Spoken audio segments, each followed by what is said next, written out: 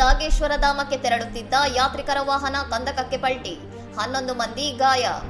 ಉತ್ತರಾಖಂಡದ ಅಲ್ಮೋರಾ ಜಿಲ್ಲೆಯ ಬರೇಚಿನ ಬಳಿ ಮಂಗಳವಾರ ಸಂಭವಿಸಿದ ಭೀಕರ ರಸ್ತೆ ಅಪಘಾತದಲ್ಲಿ ಯಾತ್ರಿಕರನ್ನು ಕರೆದೊಯ್ಯುತ್ತಿದ್ದ ವಾಹನವೊಂದು ನಿಯಂತ್ರಣ ತಪ್ಪಿ 25 ಮೀಟರ್ ಆಳದ ಕಂದಕಕ್ಕೆ ಬಿದ್ದಿದೆ.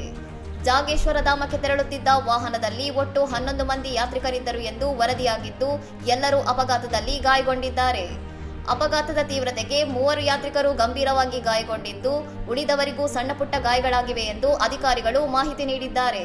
ಘಟನಾ ಸ್ಥಳಕ್ಕೆ ತಕ್ಷಣ ಧಾವಿಸಿದ ರಕ್ಷಣಾ ತಂಡವು ಸ್ಥಳೀಯರ ನೆರವಿನೊಂದಿಗೆ ಎಲ್ಲಾ 11 ಮಂದಿ ಗಾಯಾಳುಗಳನ್ನು ರಕ್ಷಿಸಿ ಹೆಚ್ಚಿನ ಚಿಕಿತ್ಸೆಗಾಗಿ ಬೇಸ್ ಆಸ್ಪತ್ರೆಗೆ ದಾಖಲಿಸಲಾಗಿದೆ.